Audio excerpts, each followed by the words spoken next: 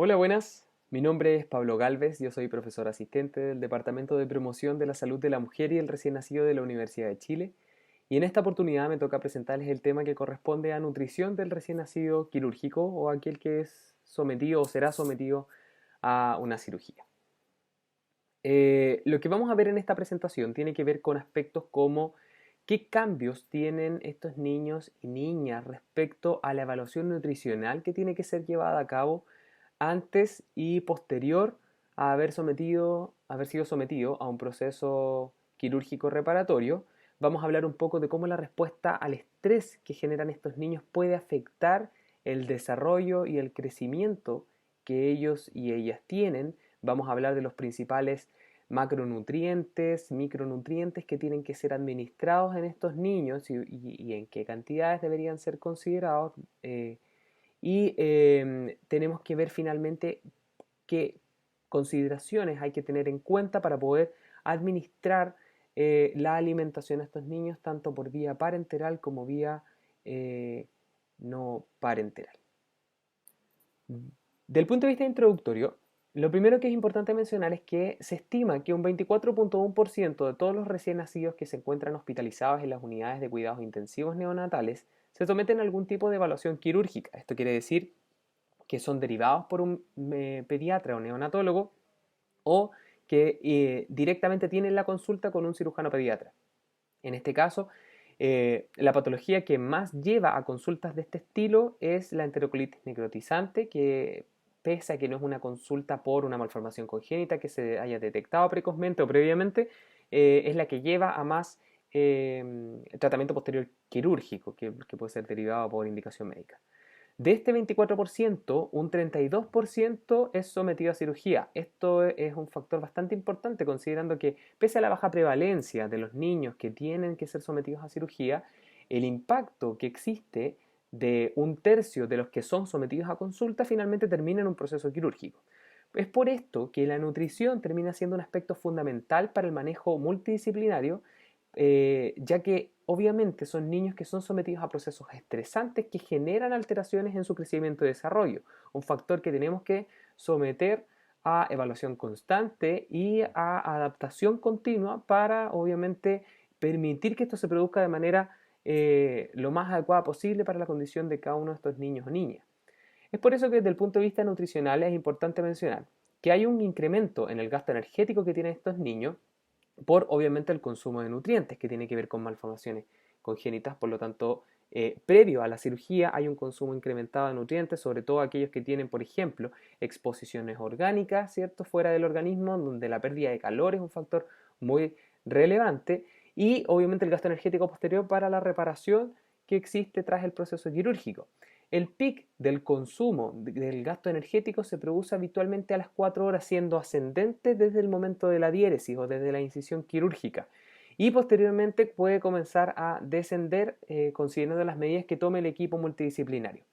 Este incremento es aún mayor cuando la cirugía se realiza 48 horas post nacimiento, en donde ya se ha producido un proceso de adaptación inicial, sobre todo en el manejo de los balances hidroelectrolíticos de los niños, y ya empieza una fase de adaptación posterior a la transición. Por lo tanto, esta situación se ve más agravada. El consumo basal de energía de los niños a las 12-24 horas post-operado recién se logra estabilizar. Por lo tanto, el periodo más crítico, el que hay que ser abordado desde este punto de vista, tiene que ser las primeras 24 horas, donde el niño en general quedan en procesos de ayunos prolongados, ¿cierto? Y que posteriormente se inicia la alimentación de manera precoz. Pero por los cambios de los últimos años, obviamente se ha visto la incorporación de una alimentación precoz en los niños, dependiendo sobre todo también del tipo de cirugía al que son sometidos. ¿Cuáles son los cambios en la evaluación nutricional que tenemos que tener en consideración para poder favorecer una valoración adecuada de estos recién nacidos?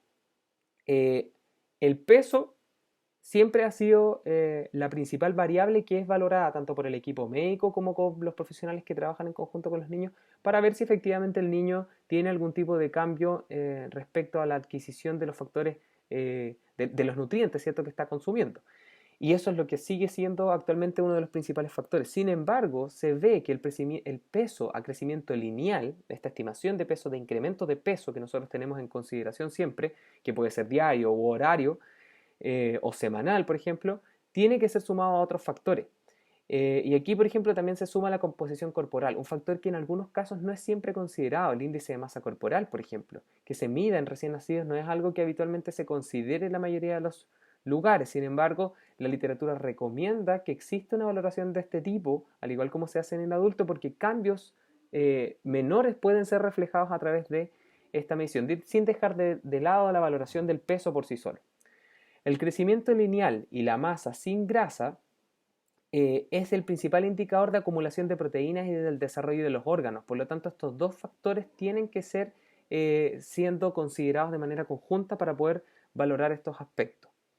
Aspectos inflamatorios que se producen en un proceso quirúrgico, obviamente tras la administración de medicamentos anestésicos o incluso la incisión en sí misma, más las enfermedades de base que pudiera tener el niño, sobre todo en los prematuros, donde son factores agravantes que se suman, interrumpen la velocidad del crecimiento lineal normal y esto produce obviamente un retraso del crecimiento, lo cual es valorado generalmente por tablas de crecimiento o la condición o el criterio de los especialistas médicos en este caso. Los neonatos quirúrgicos en general tienen una mayor respuesta inflamatoria al estrés quirúrgico.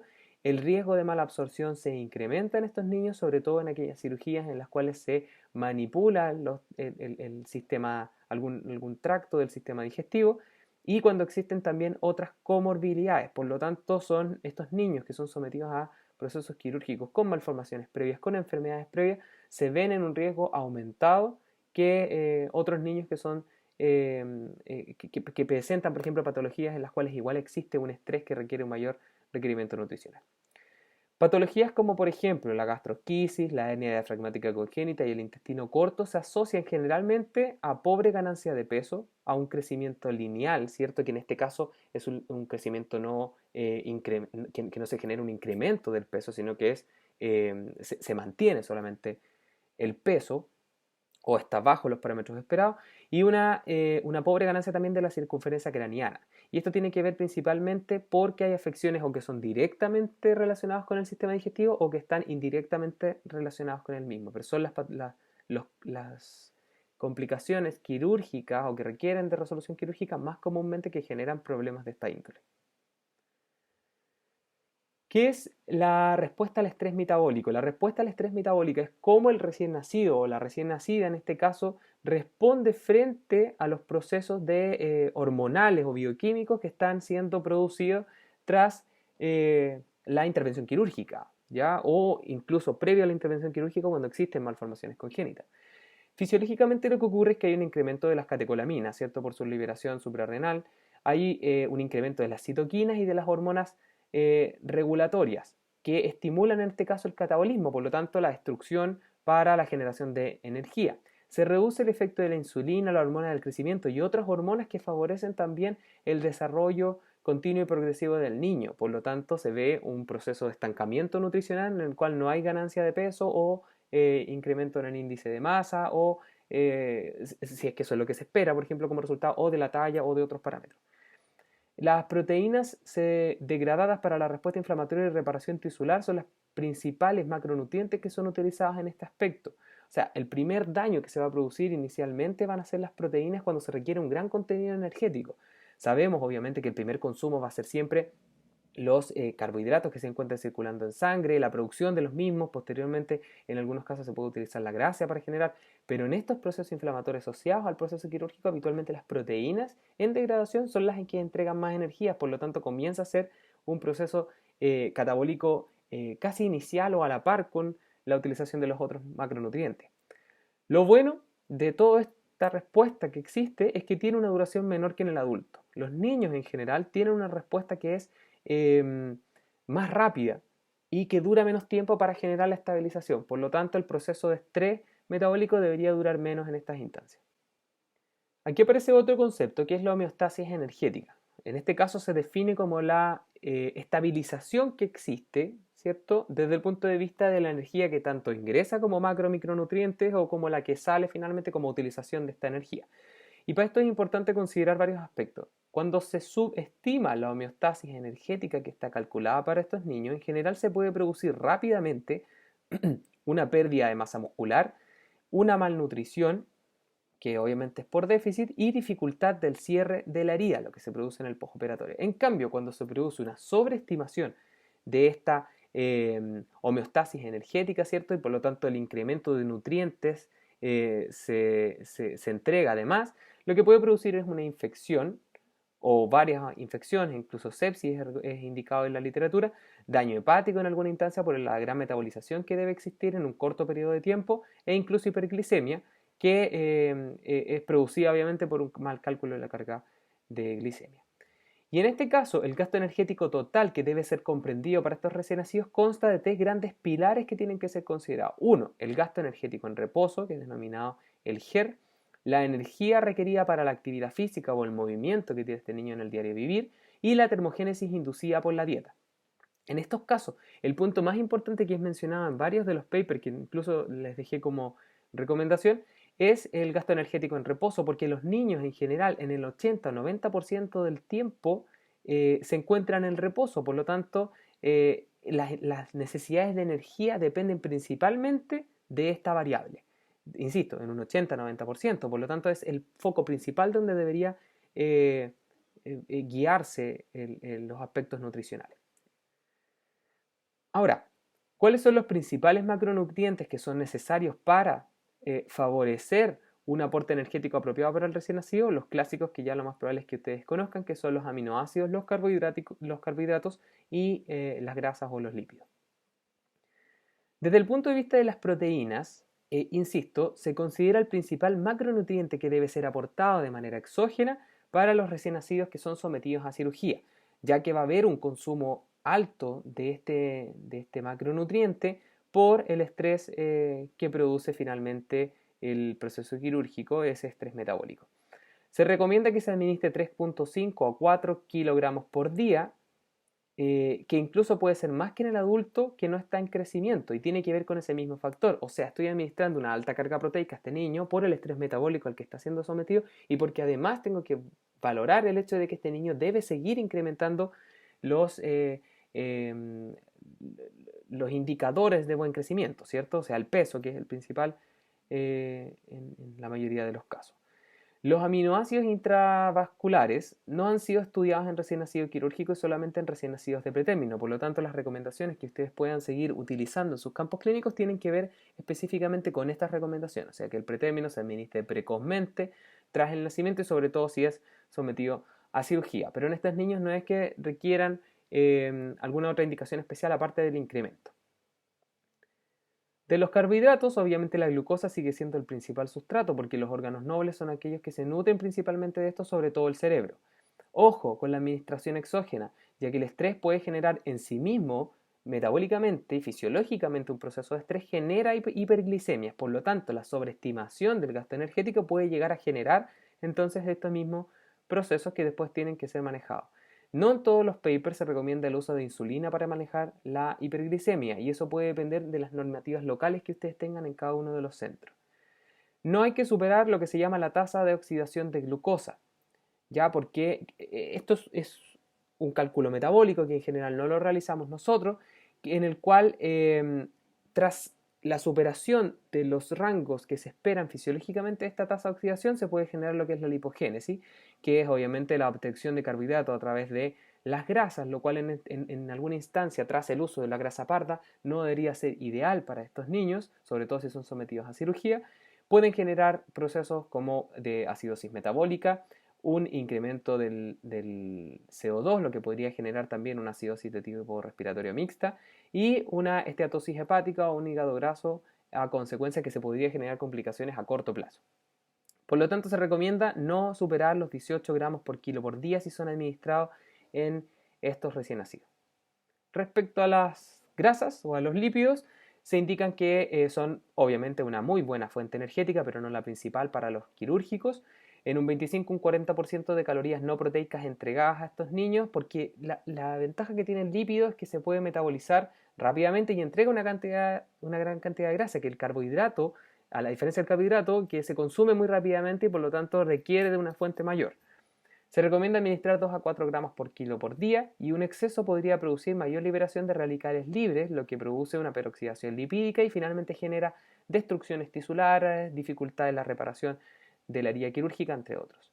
La administración intravascular no necesita ser interrumpida, ya que hay algunos documentos que recomendaban antiguamente que el lípido se podía administrar solo en momentos en que se verificara que el niño, por ejemplo, tuviera procesos de malnutrición y ahí se administrara y se suspendiera. En este caso lo que se recomienda es que se mantenga de manera continua el tratamiento con lípido hasta que se termine el mismo. ¿Cuáles son los micronutrientes que podrían ustedes considerar en la administración o el médico en la administración, tanto parenteral como enteral? Zinc, hierro, cobre, selenio, magnesio, yoduro, molibdeno, cromo y vitaminas solubles y no solubles como las que están descritas en este aspecto. ¿Qué es lo que están tratando de evitar? La oxidación principalmente, la liberación de radicales libres, la presencia de alteraciones del tracto digestivo como diarrea o otras, infecciones en algunos casos, la deficiencia en la cicatrización, las fallas hepáticas, entre otras. Por lo tanto, la administración de micronutrientes también debería ser controlada según indicación del especialista. ¿Qué ocurre respecto a los líquidos y electrolitos? Obviamente, siempre que administremos agua es ideal administrar electrolitos. Siempre se comienza al principio con administración de sodio, casi profiláctico. El potasio no debería ser administrado profilácticamente, a no ser que haya un requerimiento propio del niño, por ejemplo, por ser prematuro. Se puede administrar calcio considerándolo también, cloro, bicarbonato, magnesio y fósforo según necesidades y a través de controles periódicos de exámenes que midan el nivel de estos electrolitos en sangre. Lo que hacen obviamente es evitar la hipotensión que se podría generar tras las pérdidas de volumen sanguíneo posterior a la cirugía y la hipoperfusión postquirúrgica producto de la vasoconstricción existente tras el uso de ciertos fármacos que lo pueden llegar a generar o la misma pérdida sanguínea. ¿Qué vía hay que considerar para la administración de estos nutrientes o estos macro y micronutrientes? Esto quizás puede ser el punto más relevante para nosotros como matronas y matrones, que es lo que nos vemos enfrentados en el diario del trabajo, ¿cierto?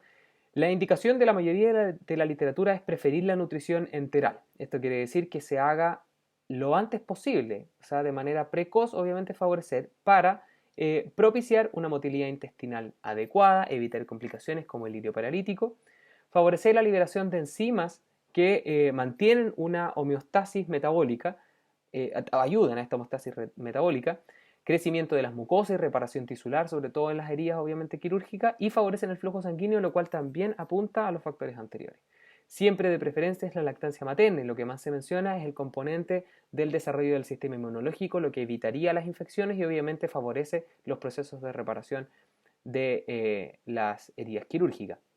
Ojo, hay que cuidar el riesgo de mala absorción que se ve muy frecuentemente, sobre todo cuando existe un alto contenido graso administrado a los recién nacidos.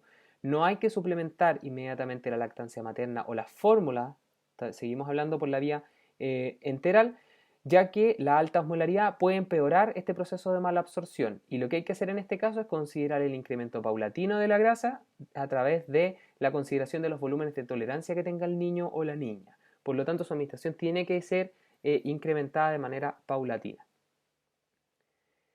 ¿Qué otra cosa es importante? Los niños que tienen ostomía no deberían superar rápidamente los 40 ml por kilo por día, por lo tanto hay que partir como habitualmente se hace, que es con volúmenes fraccionados, ¿cierto?